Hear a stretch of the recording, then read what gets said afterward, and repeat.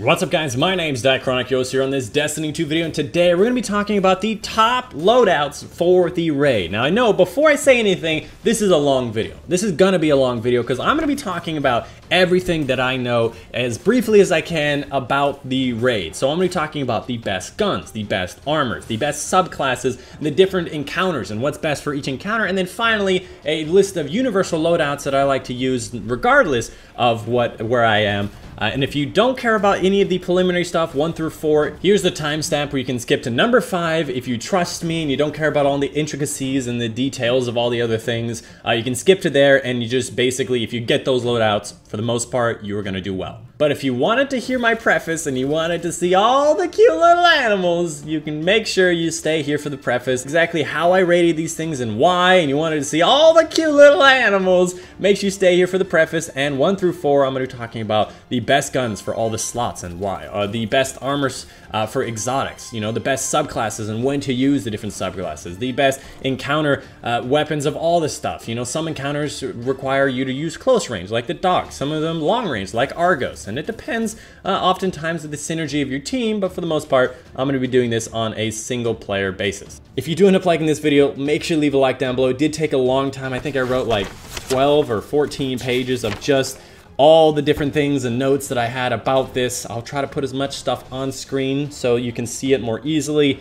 And just in general, I'm totally out of breath. So please, if you do like it, please show some love in the comments, liking it, and stay tuned for more top 5s, top 10s, and tops in the future. So that preface out of the way, let's talk about number 1, which is gonna be the gun. So as a little preface on the guns, there are a lot of guns I know you guys are gonna be unhappy that I don't mention that are still great guns. You know, these are just the weapons that I find I use the most, that I find to be the better ones out of the ones I use for my playstyle. So if I did miss one, let me know in the comments down below, but please know that I do like a lot of other guns that I'm not mentioning. So first up, let's talk about the kinetics. You guys know I love my primary kinetics to be hand cannons, Midnight Coup, Better Devils, DFA. These are the kings of the PvE right now. In my opinion, if you use one of these weapons, you are like 20% of the way there to being good at PvE. These weapons are amazing. Alternatively, if you like auto rifles, the Origin Story and Duty Bound are very nice. Nameless Midnight for a nice scout rifle, explosive scout rifle to round it out for the better ones that I find. And then lastly, things like Crimson if you want healing, very nice for healing, Anti-OBD and Huckleberry for high DPS SMGs. These are all just extra weapons that I thought would be nice to include. Anything with a star next to it are the ones I prefer. Anything without a star are the ones that I still think are good that I usually are not very good at using. Next up, the energy weapons. First off, Mononon, my number 1 pick, most universally used and loved. Mononon is a very good scout rifle, very easy to use. Second up for that, Positive Outlook, one of the highest DPS energies. Other autos like Hollow Earth, Valakadin, Perseverance, those 720 autos are often very nice. The Cold Heart is also very nice for that auto section if you want to do DPS on bosses or just a good auto in general. And the last one I recommend, the Sunshot. Very, very nice to use. Very nice if you have a long range primary, and just good DPS if you don't know what to use. It's very nice. Alternatively, Pleiades Corrector to the Mononon. Some people say it's better than Mononon because of the extra damage from Rampage, but I honestly, it doesn't feel right in my hands, and I don't particularly like it, but it's still a very solid scout rifle. An Argo Dress, great DPS. Pulse Rifle, Kibu with its Dragonfly auto rifles, very nice. And lastly, Polaris Lance, an exotic scout rifle with surprisingly good DPS and explosive damage. Surprisingly good in the fact that it's a scout rifle, and usually the DPS on scout rifles are quite low. Next up, let's talk about the heavies. Oftentimes, the most important part of any raid loadout is what heavy are you bringing. If you're going through a close range encounter, things like the Hawthorne, Perfect Paradox, Zenith, Acreus, are often, as well as the EP shotgun, are often very good shotguns for the close range encounters.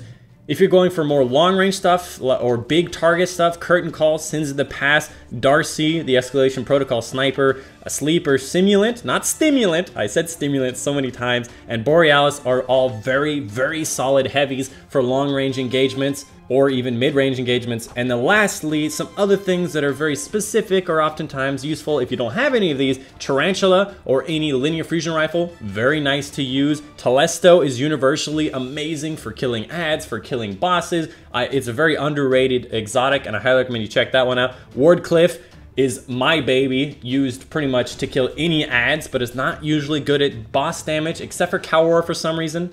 And as a last note on heavies, I would recommend not using the tractor cannon. In the raid, I don't find it often useful. Sometimes it just doesn't work. Like for some reason, they've disabled it on a lot of bosses, and in general is not as useful. I think it might be useful in Cow War, but I don't see it used very often. For the most part, tractor cannon, leave that stuff for strike bosses and escalation protocol. Coming up at number 2, let's talk about the armors. I'll be talking about the different classes and what I use for different things. For the most part, use as much raid armor as you can. You get inherent benefits for the raid if you use raid armor. And of course, try to make them as masterworked as you can. It doesn't matter if you have the Prestige version or the Argos version. Any raid armor does the same thing for that particular slot. And of course, customize your raid armor to be useful for that subclass. So, you know, the class item oftentimes gives you extra damage to a specific super type, you know, like void damage. However, it's oftentimes best to use at least one exotic in your raid armors because they're very, very powerful.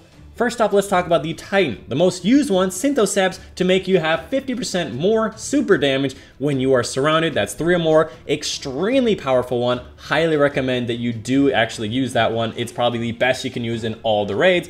Alternatively, Hallowfire Heart and Armamentarium for more of a neutral game. Lots of grenades if you want more grenades for the bosses or you want more grenades for just regular enemies. If you're having problems with enemies, use these. They're also very fantastic. And a last little shout to Massic the Quiet One, Axiom War Rig, Lions Rampant, not Lions Rampart, I get it. God, the number of comments about the Lions Rampart, holy crap. And then finally, Dune Marchers, if you find that these are more useful for you for their specific uses. Next up, the Warlock. Oftentimes I use Vespers of Radius to get more rifts. Oftentimes I can have a rift for every single Callus plate if I don't care about having Lunafaction. But alternatively, the best Warlock exotic in the game, Lunafaction, gives you double range for your empowering rifts. It gives you infinite reloads or instant reloads for anybody standing in it. It is just an extremely powerful Warlock exotic for any DPS phase. You stand in an empowering Lunafaction rift, you got double the range, and you've got 30% more damage. And you got instant reloads. It's amazing. Highly recommend you use it. Alternatively, if you don't have these, Verity's Brow, Eye of Another World, Sunbracers, and Transversive Steps are often very solid exotics for the Warlock. And then lastly, the Hunter, a very tight set of exotics because of the fact some of these exotics are just so much better than their counterparts, and honestly, some of the best exotics in the game. Starting up first, the Celestial Nighthawk for Gunslinger, making you do incredible amounts of damage with your Gunslinger. Orpheus Riggs for getting your tethers back very, very quickly, because getting tether, getting summoning orbs for your teammates is very, very useful. Getting tons and tons of orbs so they can use more supers. Alternatively, if you want to go for more ad killing, the Arc Strider is the best ad killer in the game. It makes it so it lasts so much longer if you have Raiden Flux, so you can make it last a long time. If you're like in the throne room for Callus, killing the ads, Arc Strider, Raiden's Flux is very nice. And then lastly, Wormhusk. If you find that you die a lot, use Wormhusk so you can stay alive. Oftentimes, the biggest problem in the raid is that people die. Especially in Prestige, dying is like a third of your revive, which is oftentimes what ends up killing you. So with that out of the way, let's talk about these subclasses, starting up at the Titan. If in doubt, hammer out with the Titan. Getting the Fire Forge in the Titans is just amazing. You have Hammer Strike for doing damage in Escalation Protocol, strike bosses, as well as big guys. You have the Explosive Pyre. You can solo the Urns and Bats. You can do incredible amounts of damage to Argos and any enemies. It's just overall an amazing one. If in doubt, hammer out. Alternatively, Striker for Earthshaker for double pulse grenades, but has somewhat fallen out of grace. Next up, the Warlock, Stormcaller for elements for that Arc Soul is often very, very nice to have that Arc Soul for shooting skulls, or just in general Arc Soul is very useful. But overall, the Stormcaller class is an ad killer and not a lot of damage ad killer. So for the most part, Stormcaller doesn't do incredible amounts of damage. Alternatively, for damage, Voidwalker with Hunger, so you can have Devour to stay alive, get lots of grenades, and do incredible amounts of damage with the Vortex Nova Bomb. Very, very useful. Sometimes I use Dawnblade for either Sky or Flame. Either one of those trees are very useful. It depends if you're doing damage to the boss. The one that explodes in Shimmering Light is better for boss damage, and the other one is better for neutral game to get lots of grenades. Just an overall average class, not particularly amazing for the raid in my opinion. That being said, I think I use Dawnblade pretty much every time I fight Argos, so what am I saying? And lastly, for the Hunters, basically just the same as what I mentioned in the exotics. Gunslinger, Sharpshooter with Celestial Nighthawk. Nightstalker Trapper with Orpheus Rigs, and then Arcstrider Warrior with Raiden Flux, and Wormhusk can be used in pretty much anything. Alright, with record time and reckless abandon, we are at number 4, raid encounters, probably the most intensive part. I will try not to blubber too much and just mention what specifically is useful for that particular part, and if I don't mention something, it's most likely because it's universally useful. For example, the Sleeper Simulant is useful in almost every encounter, no matter what, so I'll try not to mention it too much. So let's start off with the Leviathan, and because the order doesn't matter, let's talk about the bats first. In the bats, I find it most useful to use a lot of close range power weapons, things like Acreus or Hawthorne, Zenith, any of the close range shotguns, very useful for killing the bathers. Bathers are the #1 problem in the bats. People die to them all the time. So use Acreus if you have it. Use the Hawthorns if you have it, any close range shotgun, maybe even Telesto. For the urn damage, I use things like Nova Bomb. Alternatively, Hammer with Pyre can solo an entire section of 3 urns. Pyre is the explosive pyre that comes off of the Fireforge subclass tree. Using Stormcaller would be useful for ad killing in that section if you don't have any Nova Bomb capabilities. Empowering Rift is also useful for your teammates to do more damage. And then lastly, a little note, Merciless is actually fantastic against the urns. It does not suffer from any penalties that a lot of other weapons do. Merciless does pretty well while standing in that middle plate, get tons of DPS very, very quickly, and hits those urns. Next up, the dogs. Again, very close range. Shotguns, AoE grenades are very useful. Nova and Nighthawk are very, very powerful for taking out these dogs. They don't move. Anything that lasts a long time on the target, like pulse grenades, vortex, thermite, void wall, very useful here. Don't use any abilities, none of the barricades, the rifts, none of that, or any even dodges. It turns off the stacks.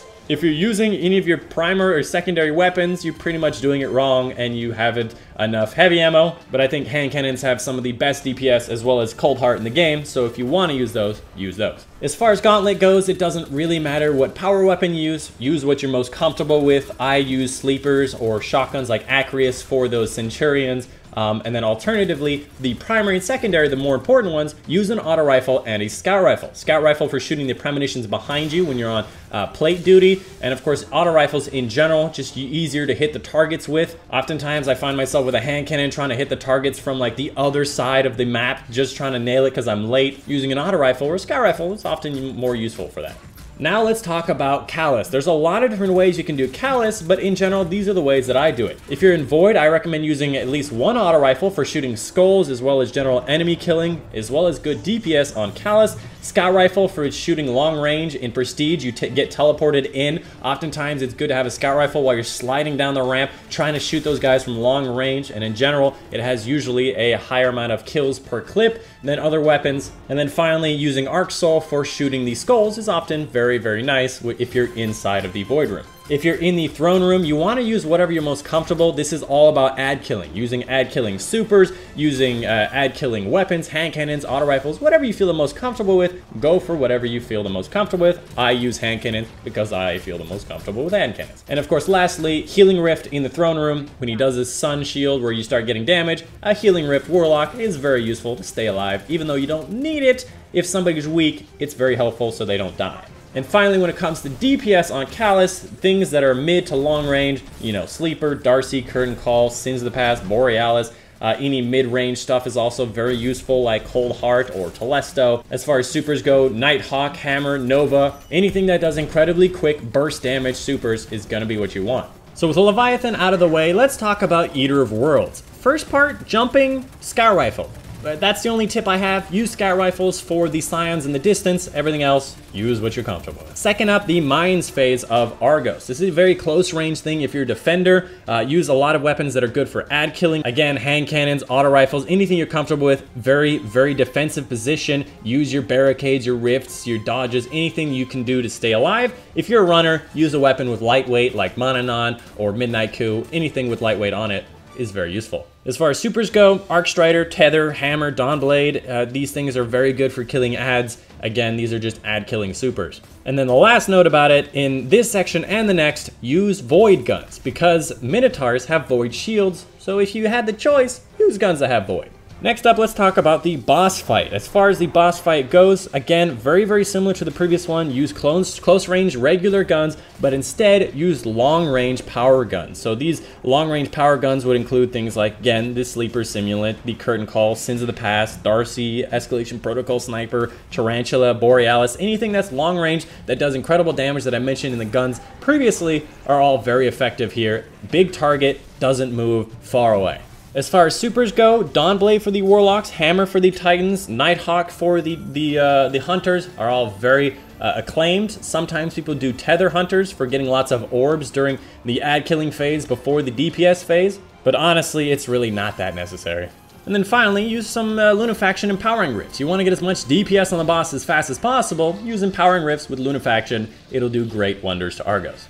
Next up, let's talk about the Spires of Star raid lair. First up, the first part, which I'll call Fountain because I forgot the name of it. Again, a very close range part. There's going to be a need for some scout stuff with the Centurions that spawn around the outside. For the most part, again, solar damage is very nice to get those Centurions shields popped. For the most part, in this raid, it's going to be the solar damage to get those solar shields down. Because it's very close range and any of the enemies that are hard hitting use shotguns, they're right next to you. The big gladiators, any of the red guards. Wardcliff also works very good against these guys. However, it does bump them across the map. In the next section, which I'm not talking about the jumping section because that doesn't matter. In the next section, the pre-boss section, when you finally get to the boss room, for the most part, the pre-boss as well as the boss, you're going to be using the same thing with a difference of the heavies. So in the pre-boss section, use mid to long range guns for the reg guns. This is going to be because a lot of the enemies spawn a little bit farther away. You can use hand cannons if you get up in their face a little bit more, if you have better devils that can handle at mid range. But for the most part, if you want to get the most bang out of your buck, use mid to long ranges because you're going to be mostly staying along the back wall shooting against the enemies. As far as powers go, any power that you feel the most comfortable with. Oftentimes, I would say this is more of a mid-range engagement. There are gladiators, there are colossuses, there are centurions that show up. These are all elites. I think sometimes the elite scions show up, maybe elite phalanxes. Just overall, use whatever you're most comfortable with. I find that Acreus, Telesto are often my favorite go-tos for this. And then lastly, the ad-killing supers are obviously something you want to do since there is no DPS phase on the boss in this particular area. And last up, let's talk about the boss phase of Kaur. Pretty much the same as the pre-boss. You want to have mid to long range engagements, weapons. For the most part, the engagements are going to be exactly the same with a few differences. Then finally, you're going to have a DPS phase. So you're going to need to create your heavies a little bit more for that. So as far as the heavies go, again, pretty much anything, I gotta be honest. I use Sleeper, Borealis, Darcy, Escalation Protocol Snipers. You can use shotguns because he doesn't attack you and you can get pretty close. So anything close range. For the most part, usually we use the Wardcliff thing where we stand in a Lunafaction Empowering Rift and use Wardcliff from two different sides, and it does immense amount of damage to him. I don't know why. He's the only boss that Wardcliff does good against, and it does amazing. You're able to one-phase him pretty much every time very easily. Wardcliff is amazing, but if you don't have Wardcliff or you don't want to do that strategy, pretty much anything else that's high DPS, like my high DPS list, should be pretty good. And then as a final note, you can hit Kaur with a Hammer Strike. I think you can hit him with Tractor Cannon, but I don't see it very often, so it's possible that he doesn't get affected. So hit him with a Hammer Strike and use your Hammer, Titan hammers, use your Dawnblade, use your Nova, use your Nighthawk, use everything high burst DPS that you can. That being said, we're about 20 minutes into the video, and I'm finally arriving at the final loadouts. I have 3 specific loadouts, very similar to each other, with some slight variations, but for the most part, these are my universal loadouts in the game. If you want to do well in general in PvE, these are the loadouts that are very nice, and in the raid, these are very useful. As for the supers, pretty much universal set of supers. If you don't want to get complicated with all this stuff, I would go with the Hammer Titans with the Synthoceps. I would go with the Gunslinger Hunters with Nighthawk, and I would go with the Nova Warlocks with Lunafaction Rift. For the most part, in those 3 different classes, if you use that, you will be successful. They are almost universally accepted for high damage, high use in any raid or any encounter. So first off, let's talk about my first one, which I call the Universal King. This is going to be the ones with the hand cannon primaries, Better Devils, Midnight Coup, DFA, my favorite hand cannons in the game, my favorite primaries, very effective, very high damaging, and I highly recommend you do it. Secondary, Mononon, Universal, basically a PvE king. One of the best, if not the best, energy weapon for PvE in the game. It's just so useful. Long range, mid range, sometimes even close range, lightweight. What don't you like about it? And then lastly, the Sleeper or the Acreus for my heavy, depending on what kind of encounter. Sleeper is more universal, Acreus is just sometimes more fun and oftentimes easier to use in close range engagements. Second on my list for universal loadouts is my modified universal with auto rifles. Sometimes you need to use auto rifles for things like shooting skulls or shooting the white phase of Argos. Oftentimes using an auto rifle is very useful. So I like to use Origin Story. Sometimes Duty Bound is often acceptable as well, but I find in almost every way Origin Story is better than Duty Bound. You get more rampages per clip and you get it more often and it's a longer range. I like Origin Story over Duty Bound, but it's oftentimes a very similar weapon, or any other auto rifle that you like in the slot. I just have used Origin Story always because it's like the best in the game. On your secondary, again, Mononon. You can't not have Mononon. It is just so amazing. And for your power weapon, again, Sleeper or Acreus for the same reasons as before.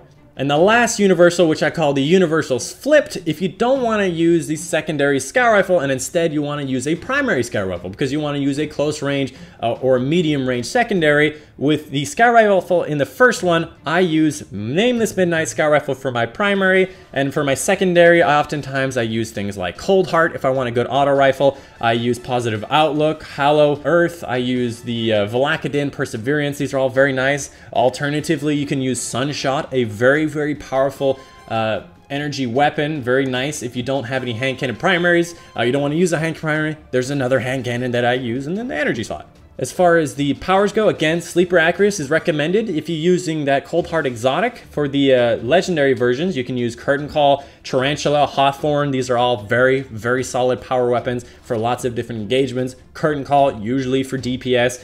Tarantula, again, usually for DPS on elites or DPS on bosses, and Hawthorne, usually for elites and just general enemy killing. And that's pretty much it. That is my video. I know it's been about like 20, 25, 30 minutes in this video. I could have made multiple video for you. I can still make multiple videos go more in depth about the reasons why I picked these certain things for you. Let me know if you'd like to see that. I'm not going to waste any more time. Thank you so much for watching. And if you made it to this video, please put in the comments, hashtag made it to the puppies. Because here's some more puppies for you guys. Because thank you so much for watching. Thank you for making it to the end. If you put that hashtag in the comments, I'll make sure to give you a nice little reply to it. Even though I do answer every comment, I like to give extra thanks to those who make it to the end of the video. Anyways, that's the video for you guys today. I'm gonna rest my voice because it's the third time I've done this 30-minute shout. My name is Untitled Chapter, and I'll see you guys on the next one.